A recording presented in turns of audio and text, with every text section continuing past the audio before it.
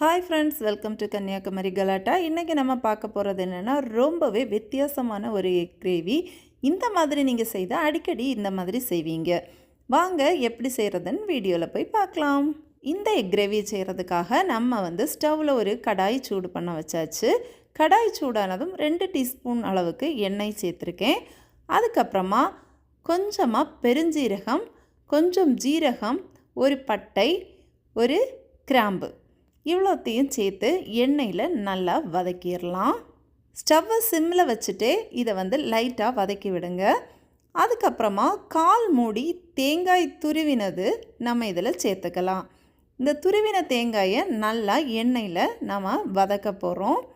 இந்த மாதிரி ஃப்ரை பண்ணிக்கோங்க. ஸ்டவ்வும் சிம்மிலே இருக்கட்டும். தேங்காய் ஓரளவுக்கு வதங்கி வரும்போது நம்ம நல்ல பழுத்த தக்காளியாக, பெரிய தக்காளின்னா ஒரு பெரிய தக்காளி எடுத்துக்கோங்க. இல்லைன்னா 2 மீடியம் சைஸ் தக்காளி எடுத்து சின்னதாக நறுக்கி இந்த மாதிரி வதக்கி எடுத்துக்கோங்க. ஓரளவுக்கு வதங்கினதும் இந்த மாதிரி மிக்ஸி ஜாரில் போட்டு நல்லா அரைச்சி சாஃப்டாக எடுத்துக்கலாம். அரைச்சி வச்சதை ஓரமாக வச்சிடலாம். இனி ஒரு கடாயில் ஒரு 4 டீஸ்பூன் அளவுக்கு நான் இதில் எண்ணெய் சூடாக்குறேன். எண்ணெய் கொஞ்சம் சூடானதும் 1/4 டீஸ்பூன் மஞ்சள் தூள் இதில் சேர்க்குறேன். அடுத்ததாக கொஞ்சமாக உப்பு சேர்த்துக்கோங்க. இது சிம்லே இருந்து லைட்டாக அந்த மஞ்சளுடைய பச்சை வாசனை போனதும் நம்ம எத்தனை முட்டை வேக வச்சுருக்கீங்களோ அந்த முட்டையை பாதியாக இந்த மாதிரி கட் பண்ணிவிட்டு இந்த எண்ணெயில் இந்த மாதிரி வச்சுருங்க. இந்த எண்ணெயில் கொஞ்சம் அந்த முட்டை ஃப்ரை ஆகி வரட்டும்.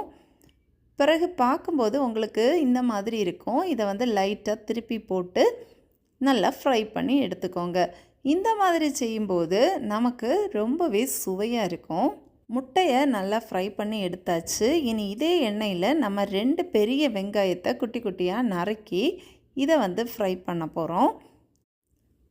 பாருங்கள், இந்த மாதிரி நல்லா எண்ணெயில் அந்த மஞ்சள் தூள் நம்ம ஏற்கனவே சேர்த்துருந்தோம் இல்லையா, இது கூடவே நல்லா வெங்காயத்தை வதக்கி எடுத்துடலாம். இப்போது இந்த வெங்காயம் நல்லா வதங்கிருச்சு, உங்களுக்கு பார்த்தாலே தெரியும். இந்த நேரத்தில் நான் கொஞ்சமாக மஞ்சள் தூள் சேர்க்குறேன். அப்புறம் 1/4 டீஸ்பூன் தனி மிளகாய்த்தூள். இது நம்ம காரத்துக்கு ஏற்ப சேர்க்க போகிறோம். அடுத்ததாக 1/4 டீஸ்பூன் மல்லித்தூள் நம்ம இதில் சேர்க்குறோம். அதுக்கப்புறமா கொஞ்சமாக பெப்பர் தூளும் நம்ம இதில் சேர்த்துடலாம். இனி இந்த மசாலாவுடைய பச்சை வாசனை போகிறது வரைக்கும் நல்லா வதக்கி விட்டுறலாம். மசாலா எல்லாம் இப்போ நல்லா அந்த வெங்காயத்தில் பிடிச்சிருக்கு பாருங்கள். இனி இந்த சமயத்தில் நம்ம கிரேவி ரெடி பண்ணி வச்சுருக்கோம் இல்லையா, அரைச்சி வச்சுருந்த தேங்காயும் தக்காளியும் சேர்த்து இதில் நம்ம சேர்த்துடலாம். சேர்த்துட்டு வெங்காயத்தையும் இது கூடவே நல்லா மிக்ஸ் பண்ணிடலாம். இனி தேவையான அளவு தண்ணி சேர்த்து தேவையான அளவு உப்பும் நம்ம இதில் சேர்த்துட்டு நல்லா ஒரு வாட்டி கலக்கி விட்டுறலாம். இனி நல்லா கொதிக்கிறதுக்காக ஒரு மூடி போட்டு மூடி வச்சிடலாம். கொஞ்சம் நேரம் நல்லா கொதிக்கட்டும். இப்போ ஒரு 5 நிமிஷம் ஆயிருக்கு. பாருங்கள், நல்லா கொதித்து எண்ணெயெல்லாம் தனியாக பிரிஞ்சு வந்திருக்கு.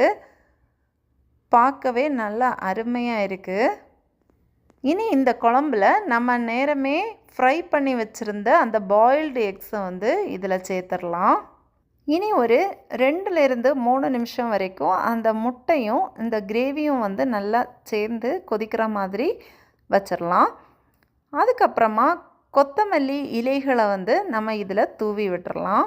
இந்த கிரேவி நீங்கள் சாதம், தோசை, இட்லி, சப்பாத்தி எதுக்கு கூட வேணாலும் காம்பினேஷன் சூப்பராக இருக்கும். கண்டிப்பாக ட்ரை பண்ணி பாருங்கள்.